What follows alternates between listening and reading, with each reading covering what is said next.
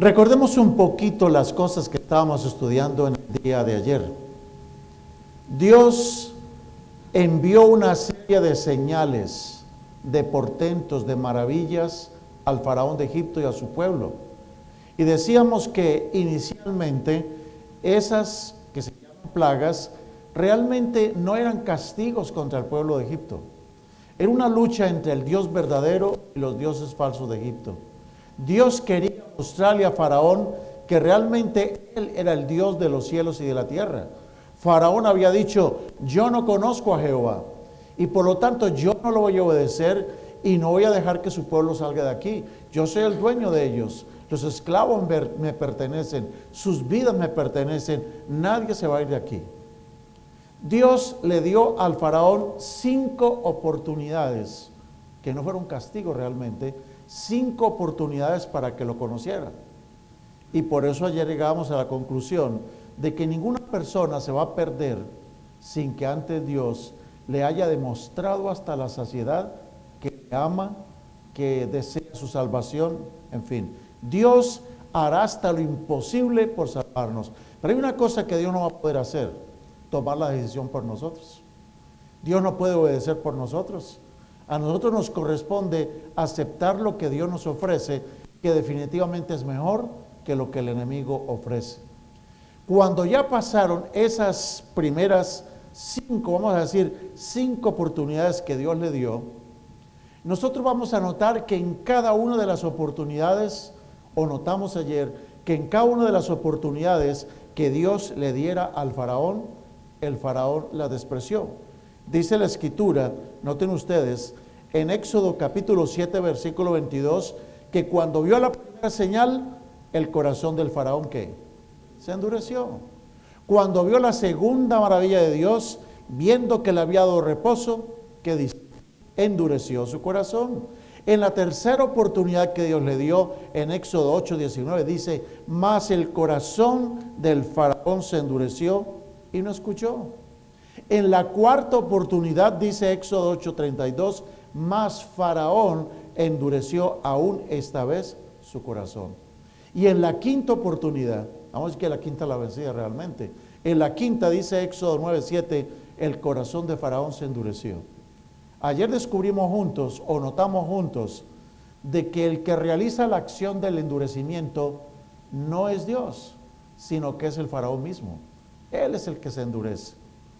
Y todas las veces que nosotros escuchamos la voz de Dios, porque Dios habla claro, Dios no nos habla gangoso, Dios no nos habla en una lengua que no podamos entender, Dios nos habla muy claro y nosotros entendemos que es Dios el que nos está hablando y la conciencia dice, hey, sí, es cierto, hello, ¿qué pasa?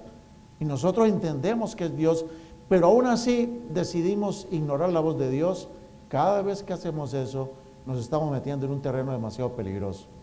Ya por eso, a partir de la sexta prueba, ya no es una prueba, realmente es una plaga. Los problemas de la vida son pruebas para nosotros, son manifestaciones de la misericordia incluso de Dios. Pero ya las plagas ya no son misericordia, las plagas ya no hay nada, nada positivo y bueno para nosotros. Una plaga es destrucción ya. Ya a partir de la sexta plaga, noten ustedes que cambia el sujeto de la acción. Ya no es Faraón el que se endurece, sino que dice la escritura en Éxodo 9:12, Jehová endureció el corazón de Faraón. Y cuando Dios ya toma la decisión, Dios no da marcha atrás. Esa es una cosa terrible que nosotros tenemos que aprender. Y ahí lo seguimos estudiando ayer, como en la séptima plaga, ya Éxodo 9:34, dice que Faraón se obstinó en pecar y endureció su corazón, y no solamente él, el corazón de sus siervos. En la octava plaga, Jehová endureció el corazón de Faraón. En la novena plaga, Jehová endureció el corazón de Faraón. Ya no hay vuelta atrás. Cuando Dios decide endurecer a alguien, la persona se perdió, aunque el sol siga saliendo por el mismo lado, aunque los negocios sigan funcionando, aunque siga yendo a la iglesia, se perdió en vida y él no lo sabe. Eso es lo más grave. Cuando estaban en la novena plaga, Dios le dice a Moisés y a su pueblo, coloquen o consíganse un cordero, júntense por familias. Esta noche mi ángel va a descender y va a hacer una matazón increíble, una mortandad terrible en todos los primogénitos de Egipto. Y si ustedes quieren que sus hijos no se pierdan, pues coman la carne del cordero y unten su sangre en los postes y en el dintel de la casa. Y tremenda lección para nosotros. Si nosotros lo queremos, no queremos que nuestros hijos se pierdan, que nuestra familia se pierda, nosotros como jefes de hogar debemos tomar la iniciativa nosotros de comer la carne del cordero, comer la carne de Jesucristo de una manera simbólica. Y necesitamos urgentemente que en los postes y en el dintel de nuestras casas los ángeles de Dios puedan ver la sangre de Cristo Jesús, el Cordero de Dios que quita el pecado del mundo. Los que creyeron en Dios pusieron la señal, pero sin duda que Faraón no quiso ponerla. Y aunque hubiera querido, mejor dicho, es que no lo hubiera hecho. Ya estaba endurecido. Y dice la Escritura en Éxodo 12:29 que en la 10ª plaga Jehová hirió en el país de Egipto a todos los primogénitos. Y después de eso, pues ¿qué? Al Faraón no le tocó otra cosa que decirle a Moisés: llévate a tu gente, llévate tu ganado, llévate todo, hasta el nido del perro llévenselo. No queremos nada de ustedes aquí. Y los israelitas, después de 430 años, en el día señalado por Dios, ese día salieron de la tierra de Egipto. Y cuando a la distancia se alejó el último perrito, vamos a decirlo, y a la distancia ya no se notaba el polvo del zapato, de los zapatos de la gente, el faraón como que volvió en sí. Y le dijeron: hey, ¿pero qué estamos haciendo? Imagínense, no tenemos ganado, no tenemos agricultura, y se nos va la obra gratis de trabajo, la mano de obra, se nos van los esclavos, estamos locos. Todavía hay esperanza para Egipto, para la economía egipcia. Mientras tengamos esclavos, hay esperanza. Y hemos dejado ir a los esclavos. De modo que el faraón dice: oiga, ¿verdad, no? ¿Hasta dónde llegó la dureza de su corazón? Que ni siquiera se puso a pensar que por su culpa su hijo había muerto. Y no solamente su hijo, todos los primogénitos de Egipto, hasta los primogénitos de los animales murieron. De modo que Faraón decide levantarse en armas, reúne todo su ejército poderoso y se va detrás de los pobres esclavos. Pero cuando están cerca de ellos, Dios se manifiesta en la forma de una columna de fuego.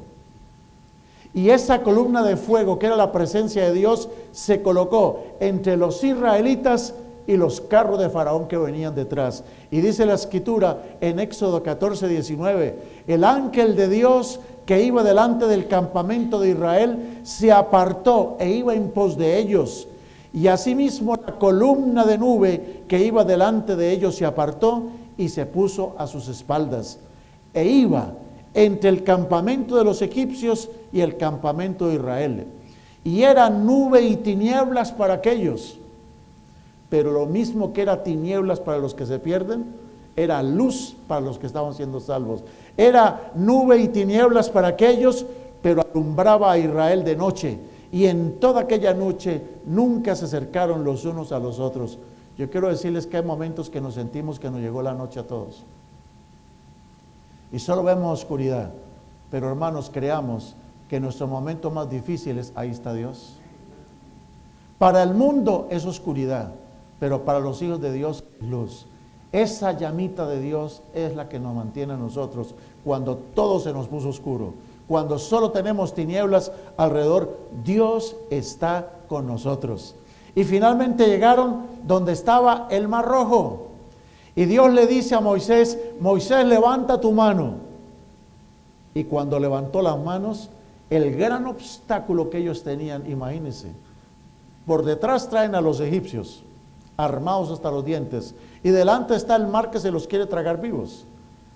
Pero mis hermanos, así como Dios se puso entre el pueblo, entre su pueblo y sus enemigos, Dios abrió todos los obstáculos que ellos tenían, pero Dios les dijo: avancen, y ellos tuvieron que meterse. Ustedes se imaginan estar caminando y ver una pared de agua y ver hasta los delfines, los pescados ahí nadando, como si estuvieras en un gran acuario.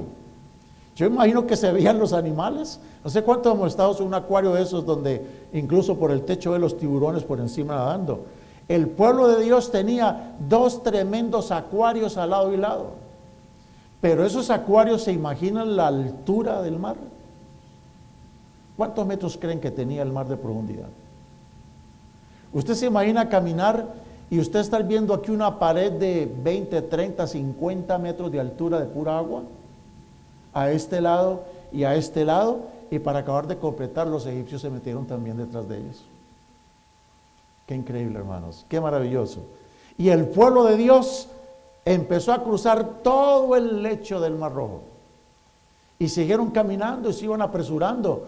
Pero los otros, por más de que intentaban acercarse, se les hizo oscuro. Dice la Biblia que Dios trabó las ruedas de los egipcios. Ningún israelita tuvo que mover ni siquiera un dedo. A veces nosotros nos preocupamos tantos con nuestros problemas y queremos resolver los problemas por nosotros. Queremos tener el control. Y si no tenemos el control nos sentimos mal. Pero cuando Dios es el que toma el control, hermano, nosotros lo único que tenemos que hacer es confiar y creer. Cuando ya no podemos hacer nada, ahí es donde comienza la fe realmente. Cuando usted dice, yo no puedo hacer nada, se escapa de mis manos, esa es la gran oportunidad de Dios.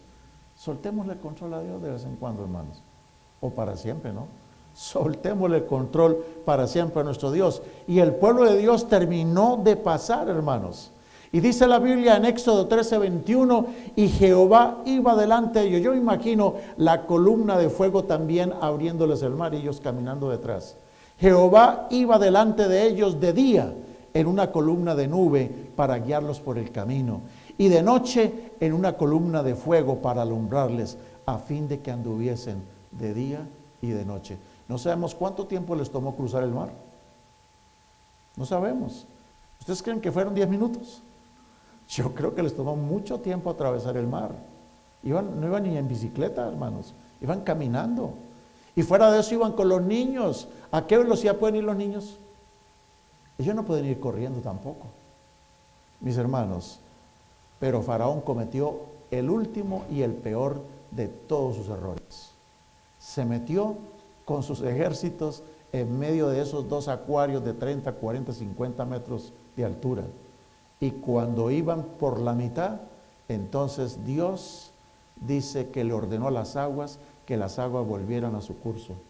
Y volvieron las aguas y cubrieron los carros y la caballería y todo el ejército de Faraón. ¿Cuántos? Todo.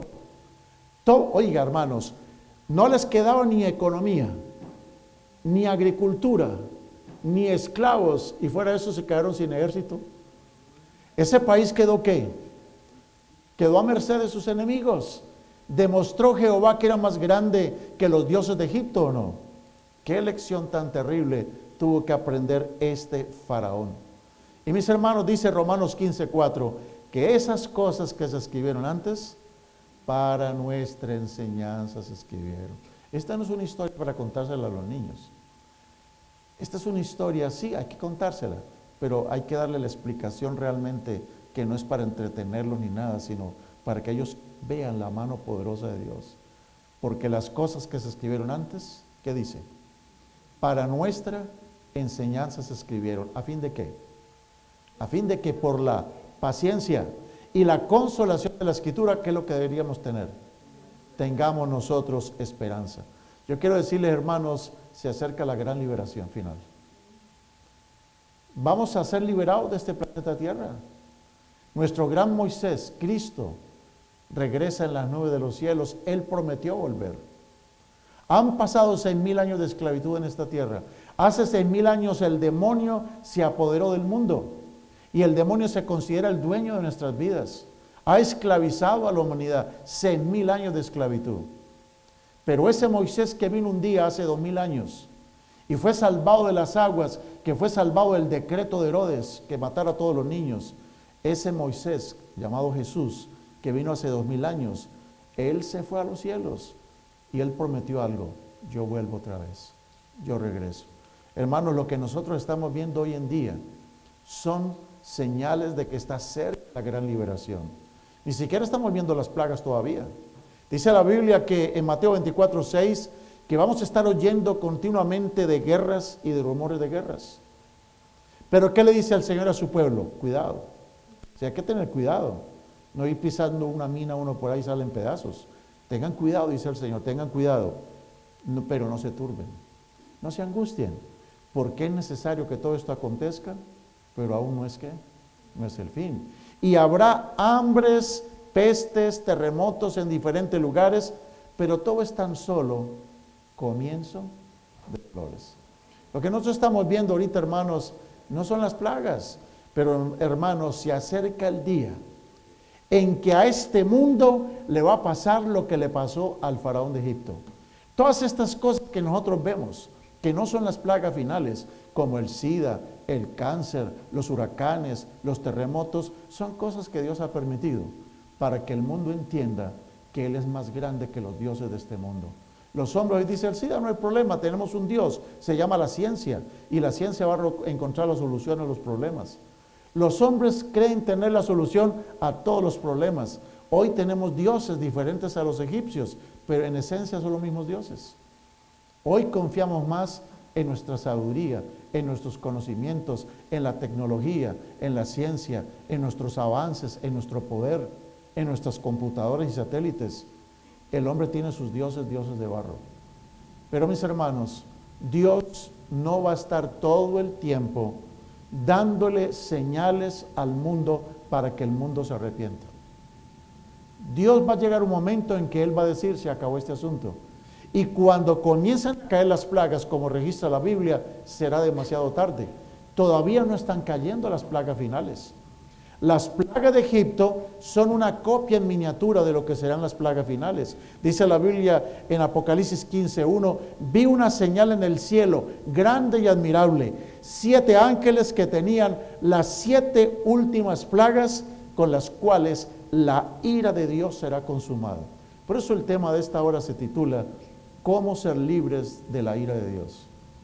Dios no quiere destruir a nadie, ya lo estudiamos. Dios nos ha dado tantas señales, las cosas malas que están pasando en el mundo, a nosotros como hijos de Dios nos debería bastar para volvernos a Dios, para no estar jugando con la misericordia. Si tú has sentido el llamado de Dios en más de una ocasión, no desoigas la voz de Dios. Mira lo que le pasó al faraón, mira lo que le pasó a su pueblo, mire que eso le causó la muerte a su hijo. ¿Por qué hemos de permitir que nuestros hijos, nuestra familia se pierda cuando nosotros sabemos lo que está pasando y no queremos obedecer? Entonces Dios nos llama para que nosotros reaccionemos, pero cuando caigan las plagas, van a caer como cuando cayó la 6ª plaga en Egipto. A partir de la 6ª plaga en Egipto, nadie se arrepintió ya. Era demasiado tarde. Entonces, ¿Dios les dio un tiempo a ellos o no? Los problemas eran oportunidades realmente. Miremos los problemas de hoy en día como oportunidades que Dios nos da para reaccionar y cambiar. Pero cuando ya Dios retiró su espíritu y comenzó a endurecer el corazón de Faraón, era demasiado tarde. Y cuando Dios deje de estar mandando estas maravillas y señales que ocurren ahora y empiecen a caer las plagas finales, ya no habrá vuelta de hoja, será demasiado tarde. Cuando caiga la primera plaga, dice Apocalipsis 16:2, se derramará sobre la tierra y se va a producir algo que lo que le pasó a los brujos. ¿Se acuerdan qué le pasó a los hechiceros? Los hechiceros tenían una úlcera maligna. Y la Biblia dice que la úlcera de los hechiceros se repite en los últimos días. Y esta úlcera cae sobre ¿quiénes? Sobre los que tengan la marca de la bestia y los que adoren la imagen y se rehúsen a adorar al Dios Jehová, al Dios de los cielos. Cuando caiga la 2ª plaga y la 3ª plaga, ¿qué va a ocurrir? Las aguas del mar se convierten en sangre. Estamos notando que lo que se escribió antes se escribió para nuestra enseñanza, ¿o no? Lo que pasó en Egipto se repite, hermanos, se va a repetir otra vez. Entonces, abramos los ojos, no cometamos los errores de Egipto. Hagamos lo que Dios nos pide. Cuando se derrame la 2ª copa, el mar todo se convierte en sangre. Y en la 3ª plaga, los ríos y las fuentes de aguas todas se convierten en sangre. Ay, pastor, ¿y qué será de nosotros y de nuestros niños? Tranquilos. ¿No estaba la tierra de Gosén en aquel entonces o no? ¿El pueblo de Dios padeció las plagas finales? ¿Las plagas de Egipto? No. Mientras estaban bajo el paraguas de Dios, bajo la protección de Dios, ninguno del pueblo de Dios sufrió. Por eso, en un tema como el de hoy, no debe causarle miedo a los hijos de Dios. el tema de hoy debería causarnos gozo a nosotros. ¿Por qué? No porque nos alegre ver que lo van a sufrir los demás, es porque nos gozamos de ver que Dios nos protege, que Dios nos va a cubrir, que no tenemos nada que preocuparnos a menos de que no estemos andando como Dios quiere que andemos. ¿Hago entender lo que quiero decir? Entonces, mis queridos, cuando cayó la cuarta plaga, igualito que en Egipto. Cuando cayó la cuarta plaga, el sol empezó a quemar la gente con fuego. En el tiempo de Egipto fue lo mismo, ¿se acuerdan? La terrible plaga que el sol cayó, granizo incluso, quemando todas las cosas, hermanos. Pero miren aquí cómo en las plagas finales se cumple lo que pasó con el faraón. ¿Se acuerdan ustedes en cuál plaga el faraón ya Dios lo endureció? ¿Se acuerdan en qué número? La número 6. Miren ustedes, hermanos, estamos aquí en la cuarta plaga. En la cuarta plaga vamos a ver que la gente va a tener la misma respuesta al faraón. Los está quemando el sol. ¿Y qué dice la escritura? Los hombres fueron quemados con el intenso calor. ¿Y qué hicieron? Blasfemaron el nombre de Dios que tiene autoridad sobre las plagas, pero no se arrepintieron para darle gloria. ¿Qué fue lo que pasó con el faraón después de que Dios lo endureció? Se endureció y no le dio la gloria a Jehová. Hermanos, por eso las primeras 5 no fueron plagas, fueron milagros, portentos, señales de Dios, oportunidades en Egipto, estoy hablando, para que el pueblo se arrepintiera, los egipcios. En las plagas finales ya no hay vuelta de hoja. Ni con la primera plaga nadie se arrepiente ya, se perdieron. Por eso no hay que esperar que caigan las plagas. Y la buena noticia es que no están cayendo todavía, pero pronto van a caer.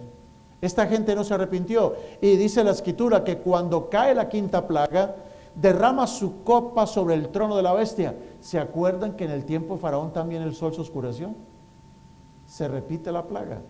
Dice que el trono de la bestia y su reino se convirtió en tinieblas. Y era tan densa la oscuridad que yo no entiendo cómo relacionar que con la densa oscuridad tú tengas que morderte la lengua de dolor. Oiga, ¿la luz duele? Sí. Si usted tiene los ojos, se los tienen vendados y de pronto un lugar oscuro y le pone un chorro de luz, ¿le duele o no le duele? La luz duele. ¿Le duelen los ojos a uno o no? Y uno es que ni tiene que taparse, le causa dolor. E incluso puede hasta dejarlo ciego uno la luz, de por vida. Por ejemplo, un eclipse solar. Una persona que mira así a ojo pelado un eclipse solar puede quedar ciego, queda ciego. Hermanos, demasiada luz duele. Y parece ser que en esta plaga demasiada oscuridad duele. ¿Cómo será la oscuridad para que esta gente se muerda la lengua de dolor? Y mire lo que dice la Biblia en Apocalipsis 16:11. ¿Se arrepienten? No, como el faraón. Han endurecido sus corazones y lejos de reconocer a Dios, blasfeman el nombre del Dios del cielo por sus dolores y por sus plagas y no se arrepintieron de sus obras. Entonces, ¿qué estamos notando? Cuando caigan las plagas, la gente no está muriéndose. Están vivos, pero ya no se arrepienten. O sea que si hay un momento en la historia de la humanidad en que ya no habrá lugar para el arrepentimiento, ya no habrá lugar para el perdón. Y lo terrible es que no sabemos cuándo va a ser esto. Mis hermanos, cuando viene la sexta plaga es emocionante. Porque ¿qué hace Dios en la sexta plaga? A ver, ¿a qué se les parece esto que vamos a leer? Dice en Apocalipsis 16:12, y el ángel sexto derramó su copa sobre el gran río Éufrates y sus aguas se secaron. ¿Se les parece algo que pasó en la historia o no? ¿Qué aguas se secaron alguna vez? ¿Cuándo? Pues ahorita en el tema, volvemos a comenzar el tema. ¿Qué fue lo que Dios hizo con las aguas del Mar Rojo? ¿Secó las aguas o no? Hizo un camino, las separó, pero se secó el piso y todo. Ellos se iban a ir resbalando. Secó el fuego de Dios atravesando el mar, abrió bien las aguas, se secó todo y ellos pasaron en seco.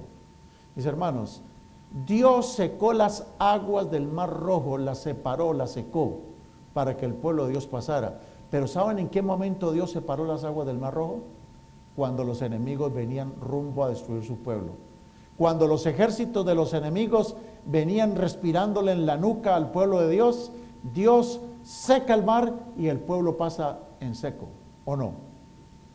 En la sexta plaga, también los enemigos del pueblo de Dios, culpando al pueblo de Dios de todas las desgracias que están pasando en el mundo, intentarán destruir al pueblo de Dios en los últimos días. Pero dice la Biblia que Dios secará las aguas del gran Éufrates. Eso es simbólico. El Éufrates es símbolo de las aguas que apoyan a Babilonia, pero eso será otro tema, no es aquí. Lo cierto es que Apocalipsis 17:15 dice que las aguas representan muchedumbres, naciones, pueblos y lenguas. Pues en los últimos días, hermanos, en el tiempo de la sexta plaga, el dragón, que es Satanás, la bestia, que es el gran enemigo de Dios, y el falso profeta, de eso no hablemos ahorita mucho, de sus bocas salen 3 espíritus inmundos que son como espíritus de demonios, que son como ranas, y son espíritus de demonios que ¿qué hacen? Hacen señales. Y dice la Biblia, son espíritus de demonios que hacen señales y están yendo a todos los reyes de la tierra, del mundo, para reunirlos para la batalla de aquel gran día del Dios Todopoderoso, en el tiempo de la sexta plaga. Todos los enemigos del pueblo de Dios se arman hasta los dientes y van a tratar de destruir al pueblo de Dios, tal como hizo Faraón hace miles de años atrás. Reunió sus ejércitos para destruir al pueblo de Dios, y el pueblo de Dios indefenso encontró su liberación en el momento en que Dios seca las aguas del Mar Rojo y el pueblo pasa en seco. Pero ahí venían detrás los enemigos. Pues mis hermanos, dice la Escritura que en el tiempo de la sexta plaga el dragón se va a hacer la guerra contra los que guardan los mandamientos de Dios y tienen el testimonio de Jesucristo. Y ese gran dragón tiene 10 cuernos. Dice la Biblia que son reyes que aún no han recibido poder, pero por una hora recibirán poder y autoridad juntamente con la bestia. Y todos los reyes de la tierra tienen un mismo propósito. ¿Cuál es el propósito? Le van a entregar su poder y su autoridad a la bestia y van a pelear ¿contra quién? ¿Contra quién estaban peleando los ejércitos de Faraón realmente? ¿Era contra Jehová o no? ¿Quién los destruyó? Fue Jehová, ni siquiera fue el pueblo. Pero ¿a quién iban a matar los egipcios? Al pueblo de Dios. En los últimos días Satanás le declara la guerra terrible al pueblo de Dios. Va a querer destruirlos, y en el momento que está a punto de caernos encima, Dios seca las aguas del Éufrates. Dios las seca para permitir el paso al pueblo de Dios y a los reyes del oriente. Dice la Biblia que en los últimos días, en el tiempo de la sexta plaga, pelearán contra el Cordero, y el Cordero los vencerá, porque Él es ¿quién? Porque Él es el Señor de señores, Él es el Rey de reyes, y los que están con Él son llamados los elegidos y los fieles. Ustedes y yo, ¿de parte de quién estamos, hermanos? ¿En qué lado vamos a estar? ¿Detrás de la columna de fuego o adelante de la columna de fuego? A ver, ¿dónde queremos estar? ¿Detrás de la columna o adelante de la columna? Adelante de la columna. Entonces somos los elegidos y los fieles. Elegidos y fieles, los que seguimos al Señor día y noche. Y cuando el enemigo esté a punto de destruir al pueblo de Dios en los últimos días, entonces le va a pasar al enemigo lo que le pasó a los ejércitos de Faraón. ¿Qué les pasó a los ejércitos de Faraón? Se les vino el agua encima, fueron aplastados, se ahogaron, fueron destruidos. Pues eso es lo que ocurre, hermanos, en la última plaga. En la última plaga, dice la Escritura, habrán relámpagos, truenos. Cuando estén a punto de destruirnos al pueblo de Dios, habrá un gran temblor en la tierra, un terremoto tan grande cual no hubo jamás desde que los hombres han estado sobre la tierra, y que va a pasar con todas las ciudades de la tierra. Las ciudades de la tierra se desplomarán. Las aguas del Mar Rojo se desplomaron. Las paredes de agua se desplomaron sobre los enemigos y los destruyeron. En los últimos días Dios va a hacer que las islas desaparezcan, las montañas se hundan, que caiga una lluvia de granizo de más de 40 kilos de peso sobre los enemigos. Pastor, ¿y dónde vamos a estar nosotros? ¿Dónde vamos a estar nosotros, hermanos? Delante de la columna de fuego, hermanos, ¿o no? ¿Quién estará con nosotros, hermanos?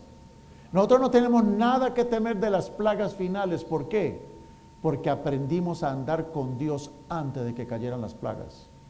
¿O no?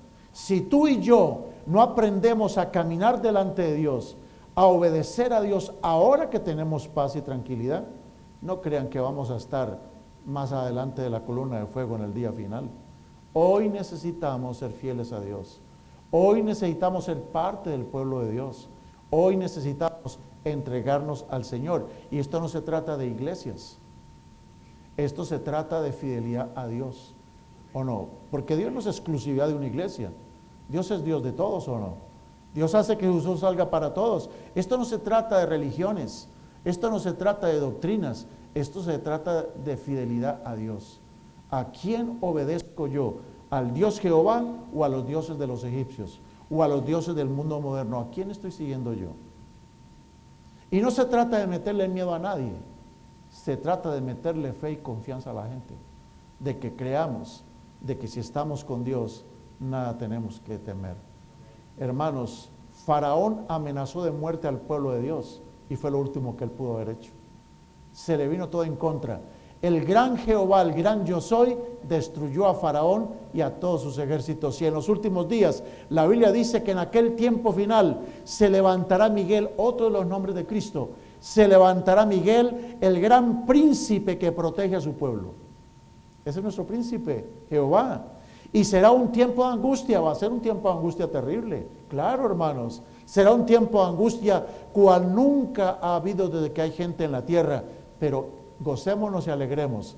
En ese tiempo será libertado tu pueblo. Así como el pueblo de Israel fue librado de la esclavitud de Egipto, librado de las garras de los egipcios, Dios en los últimos días librará a su pueblo. Y Él no le va a bajar su tarea a cualquier angelito, no. Manda a su propio hijo Miguel para que venga a la tierra y saque a su pueblo del terreno de la esclavitud. Y hermanos, ¿qué va a ser de nuestros amados que se murieron sin ver estas maravillas? Dice la Escritura que muchos de los que duermen en el polvo ahora, ¿qué va a pasar? Serán levantados, serán despertados, nos reuniremos con ellos. Unos serán resucitados para vida eterna, pero tristemente algunos serán resucitados ¿para qué? Confusión y vergüenza perpetua. Hermanos, como dice Romanos 8:31, ¿qué pues diremos a todo esto que estamos diciendo? ¿Qué diremos? Si Dios es por nosotros, ¿quién contra nosotros? Aunque saquen sus armas, aunque nos amenacen, aunque quieran quitarnos la vida, no tenemos nada que temer. Ni un solo cabello de nuestra cabeza va a caer, porque Dios los tiene todos contados. Y en el tiempo de las plagas, ningún hijo de Dios va a morir, ninguno ya no necesita. Ahora, antes de las plagas sí es necesario que de pronto algunos muramos, porque la sangre de los hijos de Dios es semilla para que otros crean. Pero en el tiempo de las plagas ya no. Ya, hermanos, por eso las plagas lo que menos le produce al pueblo de Dios es miedo. Si alguien se ha asustado esta noche es porque no entendió el tema. Pero yo quiero que tú lo entiendas. Esta noche es para salir felices de este lugar. No vamos a decir, ay, qué miedo a las plagas. No. Qué maravilloso es Dios, que en medio de las plagas nos libera, nos protege. Amén. Ese es el Dios que nosotros tenemos. Dios será como la tierra de Gosén, como la columna de fuego que se interpuso entre los egipcios y el pueblo de Dios. Yo quiero que ustedes repitan conmigo. Hay un lugar seguro donde nosotros podemos estar cuando estén cayendo las plagas. ¿Saben cuál es ese lugar seguro? A ver, díganlo conmigo todos, díganlo todos conmigo. El que habita al abrigo del Altísimo morará bajo la sombra del Omnipotente. Diré yo a Jehová, esperanza mía y castillo mío, mi Dios en quien confiaré. Él te librará del lazo del cazador y de la peste destructora. Con sus plumas te cubrirá y debajo de sus alas estarás seguro. Escudo y protección es su verdad. No temerás al terror nocturno, ni a la saeta que vuela de día, ni a la pestilencia que anda en la oscuridad, ni a mortandad que en medio del día destruya. Caerán a tu lado 1000 y 10,000 a tu diestra, mas a ti no llegarán. Amén. Qué maravillas, hermanos. Ese es el Dios que nosotros tenemos. Es un Dios que nos dice, no se asusten con las amenazas que les tengan. Si ustedes deben tener temor, tengan temores de mi ira. No tengan temor de la ira de los hombres. Ellos no les pueden quitar sino la vida, pero no les pueden quitar la eternidad. Teman de mí, que sí les puedo quitar la vida eterna. Por eso no podemos poner las cosas de este mundo, los intereses terrenales, por encima de las cosas de Dios, encima de las cosas eternas. Dice la Biblia en Apocalipsis 22:10 de que va a haber un día en que tú y yo tenemos que haber tomado ya una decisión. Y hoy es el día de tomar la decisión. Pero llega un día, dice el Señor, en que Él dice en Apocalipsis 22:10, no sella las palabras de la profecía de este libro, porque el tiempo está ¿qué? Cerca. ¿El tiempo cerca de qué? En que el que es injusto como Faraón, después de la quinta, el que es injusto hará injusticia todavía. ¿No las hizo Faraón después de 5 señales que Dios le muestro? ¿Dios le había mostrado o no? Perdió hasta su propio hijo y no le bastó, hermanos. Entonces llega el día, después de la quinta, en que el que es injusto hará injusticia todavía y el que es impuro será impuro todavía. Pero también, cuando ese día llegue, también se cumplirá que el que está de parte de Dios, en las buenas y en las malas, en la abundancia y en la escasez, en la salud y en la enfermedad, como el voto matrimonial, ¿no? El que aprende a estar con Dios en las buenas y en las malas, en la prosperidad y en la escasez, en la salud y en la enfermedad, cuando todo sale bien y cuando todo está mal, el que aprende a estar con Dios, ama a Dios y sirve a Dios, cuando estén cayendo las plagas, el que es justo hará justicia todavía y el que es santo cada día se santificará más. Amén. Qué maravillas, hermanos. Llega el día en que se cumplirán las palabras que el Señor dijera a través de un ángel.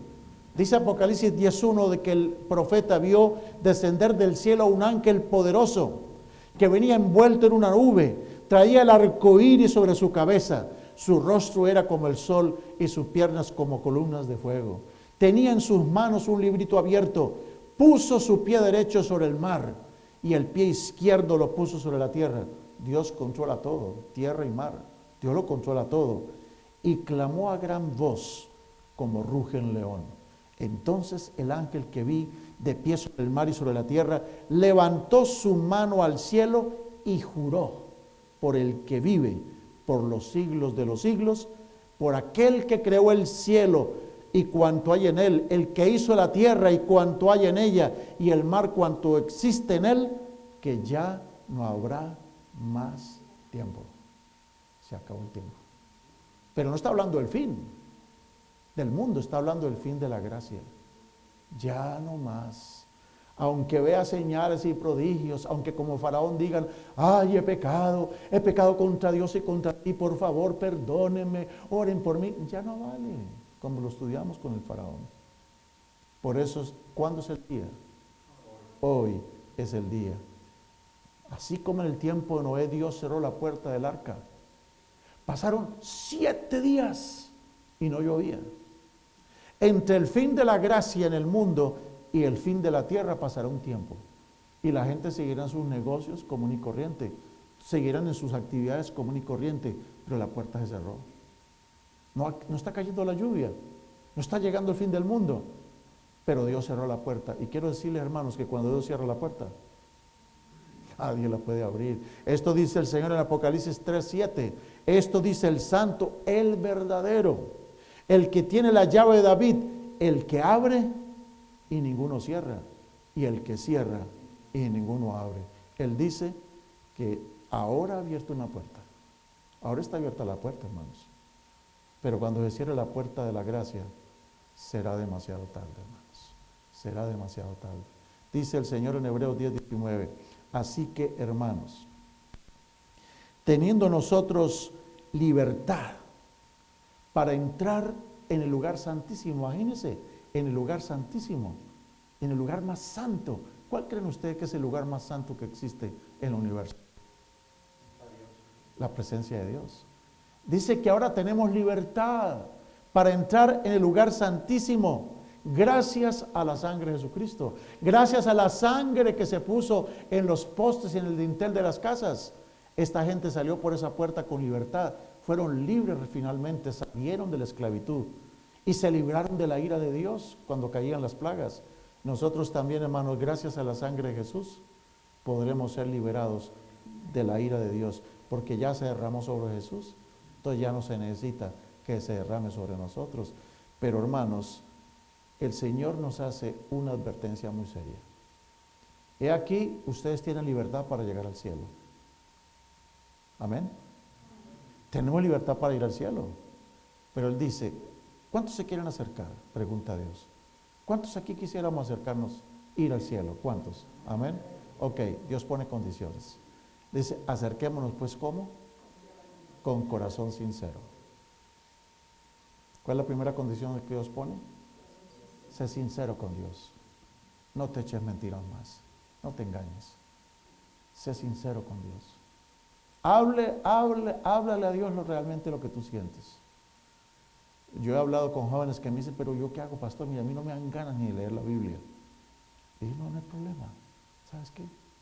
Sé sincero con Dios y dile, ¿sabes qué, Dios? No me dan ganas de leer tu Biblia. Pero ponme las ganas, Señor. Ponme las ganas. Porque nadie puede tener ganas de leer la Biblia o de buscar a Dios por sí mismo. El ser humano no tiene la capacidad de buscar a Dios, a menos de que Dios le ponga en su corazón ese poder para buscarlo a Él. Hermano, nosotros no buscamos a Dios. Dios es el que nos busca. Y cuando Dios nos busca, abramosle la puerta o no. Él es el que nos busca. Él dejó los cielos, se vino a la tierra a buscarnos. Nosotros no tuvimos que ir a golpear al cielo, a golpear la puerta y decirle, ay Señor, sálvanos. No, Él tomó la iniciativa. Entonces, hermanos, lo primero que el Señor nos pide en esta hora es que seamos, ¿qué? Sinceros. Seamos de corazón sincero. Reconozcamos cuál es el Dios de Egipto que tenemos. Reconozcamos qué es lo que realmente, no nos mintamos más. Porque a veces nosotros actuamos mal y siempre le echamos la culpa a otro. Ah, es que yo no he entrado a la iglesia, no me entrego al Señor porque soy una bola de hipócritas, ¿para qué ir a hacer allí? No sé qué. En mi tierra dicen hacerle morcillas al diablo.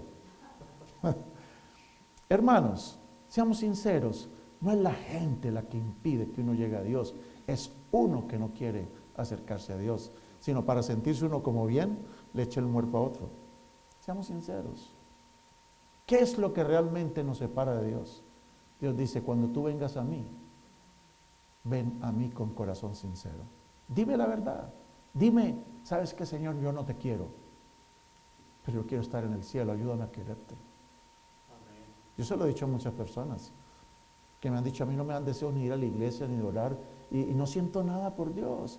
Y yo les digo, no importa, está bien, te felicito que digas eso, al menos eres sincero. Pero esa sinceridad, dísela a Dios. Dile, ¿sabes qué, Dios? No quiero nada contigo. Pero entiendo que lo que tú ofreces es mejor. Entiendo que tengo esperanza contigo. Señor, no me hace nada contigo, pero coloca en mí al menos el inicio para tener algo contigo. ¿O no? ¿Me hago entender lo que quiero decir? Entonces, hermanos, seamos sinceros con Dios. No culpemos a nadie de nuestras desgracias. No culpemos a nadie de la dureza de nuestros corazones. No culpemos a nadie de nuestros tropiezos. No culpemos a nadie de nuestros orgullos, enojos. No, el problema está dentro de nosotros. Seamos sinceros. Y así, sinceramente, como aquel padre de familia que le llevó su hijo a los discípulos para que lo sanaran y los discípulos no lo pudieron sanar. Y cuando Jesús desciende del monte de la transfiguración y se encuentra con el espectáculo de ver a ese padre chasqueado con la iglesia, chasqueado con los hermanos de su iglesia, vino a esa iglesia para tener sanidad y su hijo se puso peor. En la iglesia se empeoró. Y Jesús, cuando llega y ve eso, Jesús dice, bueno, mira, ¿qué está pasando aquí? Y el hombre dice, mira, que yo traje a mi hijo a la iglesia para que se mejorara y resulta que los mismos de la iglesia lo empeoraron. Estoy hablando en parábola. Aquí vine como mujer a la iglesia y en la iglesia me le hicieron cosas. Aquí vine a tu iglesia para buscar sanidad y la cosa se puso peor en la iglesia. Y muchos dicen que es mejor estar afuera que en la iglesia. Pero qué equivocados están. Porque al menos estando en la iglesia, aunque todo está saliendo mal, al menos Jesús está ahí. Pero fuera de la iglesia no está Jesús. Porque Él dijo, donde están 2 o 3 reunidos en mi nombre. Él no dijo, donde hay 2 o 3 santitos. No, donde hay 2 o 3 reunidos en mi nombre. No importa si uno de esos es Judas. No importa. Donde hay 2 o 3 reunidos en mi nombre. Es mejor dentro de la iglesia que fuera de la iglesia. Es mejor un día dentro de los atrios de Dios que 1000 días fuera, dice la Escritura. Y entonces el hombre le dice a Jesús, pero mire, pero Señor, yo traje a mi hijo a tu iglesia para que me lo sanaran, para que mi hijo corrigiera su vida. Pero Señor, lejos de corregir, mira, está peor, míralo ahí tirado. Y Jesús le dice a aquel hombre, mira, al que cree, todo le es posible. Y el hombre le contesta una frase hermosa. Pero yo creo que el hombre ni supo lo que dijo. Él dijo, Señor, creo, ayuda mi incredulidad. Creo, ayuda mi incredulidad. ¿Fue sincero o no? ¿Qué le está diciendo a Jesús? Señor, yo quiero creer, pero no creo. He perdido mi fe, he perdido mi confianza. Los hermanos de la iglesia me desengañaron. Estoy desengañado con la iglesia. Pero ese es el problema cuando tú vienes a los discípulos de Jesús y no vienes al Jesús de los discípulos. Cuando tú vienes a una iglesia buscando al pastor, a los hermanos para que te ayuden y te cambien, y tú no vienes a Jesús, tú puedes venir a la iglesia sin necesidad de venir a Jesús o no. Entonces lo importante es venir a la iglesia, pero venir a Jesús. Venir a Jesús. El que viene a Jesús tiene libertad realmente. En Jesús seremos libres. ¿Cuál es la segunda condición que el Señor pone a aquel que quiere entrar por la puerta a la ciudad santa? La segunda condición es, venga con plena seguridad de fe. Crea. ¿Tú crees? Bueno, Señor, sí creo. Ayúdame porque me falta, Señor, pero me falta, Señor, ayúdame mi incredulidad, pero yo quiero creer, yo creo. Crea. No crea en los hombres, no crea en los dirigentes, cree en Jesús, cree en su palabra, cree en su promesa. Cree, aunque tú veas que a tu lado caen 1000 y 10.000 a tu lado, cree que a ti no te tocará. Cree en las promesas del Señor, cree en Él y aférrate de las promesas del Señor, cree en Él. Y la tercera condición que Dios pone es, cuando tú vengas a mí, ven con tu corazón purificado de mala conciencia. No vengas con propósitos equivocados. No vengas con malas intenciones. Nosotros podemos disimular delante de la gente o no, pero delante de Dios estamos desnudos. Y si hay una cosa que Dios nos pide es, no vengan a mí con mala conciencia. Que la conciencia no les esté acusando absolutamente a nada. Si tú puedes vivir con problemas de la conciencia, yo no sé cómo vivir así. Yo creo que vivir con la conciencia acusándolo a uno puede ser la peor tortura que pueda haber o no. ¿Se imagina uno vivir con la conciencia acusándolo todo el tiempo? Se seca la persona, se enferma y se muere. Pero el Señor dice, hey, límpiate de tu conciencia. Ven con tu conciencia limpia. Ven sin malas intenciones. Ven como tú eres. No me disimules nada. No te pongas a limpiarte tú mismo para que yo te acepte. No, tú puedes venir a mí sucio como estás. Yo te quiero como tú estás. Pero yo quiero que tú vengas a mí sin mentira, con sinceridad, con la conciencia limpia y dime lo que tú estás sintiendo. Dime que no me quieres. Dime que no crees en mí. Dime que no te dan ganas de leer la Biblia. Dime que no quieres venir a la iglesia. Dime que estás inmundo. Dime que estás sucio. Dime la verdad. Sé sincero conmigo. No me ocultes nada, no te pongas hojas de higuera, dime lo que tú sientes para yo poder hacer algo por ti. Imagínate tú ir al médico, te está doliendo el estómago, te están doliendo las piernas y pagas para ver al médico y cuando te sientas delante del médico le dice el doctor, y bueno, ¿y qué es lo que sientes? No, doctor, todo está muy bien. Hermanos, es absurdo. ¿Al médico hay que decirle todo o no? Doctor, me está doliendo por aquí. Doctor, y por aquí también. Y doctor, mejor dicho, dígale de todo al doctor, pero sea sincero con el doctor. ¿Te estás curando o no? Pero por lo menos le estás permitiendo al doctor tener que. Pero lo que pasa es que muchos de nosotros venimos a Dios y mantenemos por ahí el tumorcito escondido. Queremos seguir conviviendo con el tumorcito. Y no queremos que Él nos sane completamente de todo. ¿Me estoy haciendo entender lo que quiero decir? No tenemos nada que temer en las plagas, a menos que no estemos viviendo con corazón sincero, con certidumbre de fe y con la conciencia limpia. Y hay una cuarta condición que Dios pone. Si tú quieres entrar por las puertas de la ciudad eterna, Dios te pone como condición, tienes que lavarte. Lavados los cuerpos con agua pura. ¿Saben? Israel tuvo que ser bautizado, todito el pueblo fue bautizado. Y ya lo vamos a estudiar más adelante. Pero cuando cruzaron el Mar Rojo es como haber sido sepultados en el agua, como el bautismo. Y cuando anduvieron debajo de ¿la nube qué es? La nube es agua, ¿o no? Agua en forma gaseosa. Si ustedes analizan la composición química de una nube, es la misma composición química del agua. Ellos estaban debajo de la nube, todos fueron lavados, fueron bautizados. Y mis hermanos, el Señor nos dice esta noche, tú también tienes que bautizarte. Tienes que nacer de nuevo. Tienes que, libérate de la esclavitud. Déjame que yo te saque. Déjame que yo haga todas las obras en ti, hermanos. Hoy el Señor nos dice a nosotros entonces, ha llegado tu liberación. ¿Quieres ser libre verdaderamente? A ver, despójate de todas las mentiras y los trapitos para disimular las máscaras. Despójate de las hojas de higuera. Sé sincero con el Señor y dile qué es lo que te pasa. Pero dile también qué es lo que tú quieres. Lili, ¿vas a cantar? Vamos a escuchar a Lili cantar. Y mientras Lili canta, yo quiero hacer un llamado a todos aquí, nuestros hermanos amigos, a nuestros hermanos miembros de la iglesia. Quiero hacerles un llamado para aquel que quiera acercarse al Señor, venir acá al frente. Yo voy a darles el ejemplo, yo mismo paso. El que quiera unirse conmigo para clamarle a Dios, Señor, vengo a ti con corazón sincero. Vengo a ti tal como soy. No te oculto nada. Señor, límpiame. Señor, lávame mi conciencia. Lávame, Señor. Y si no soy bautizado, Señor, yo quiero ser bautizado. Yo quiero entregarme a ti, Señor. Vamos a pedirle a nuestro Dios que tenga misericordia de nosotros y que ninguno de los que estamos aquí se pierda. Yo clamo al Señor para que todos los que estemos aquí podamos ser salvos, hermanos. Oremos. Señor, te agradecemos en esta hora porque nos has permitido estar en esta casa de oración.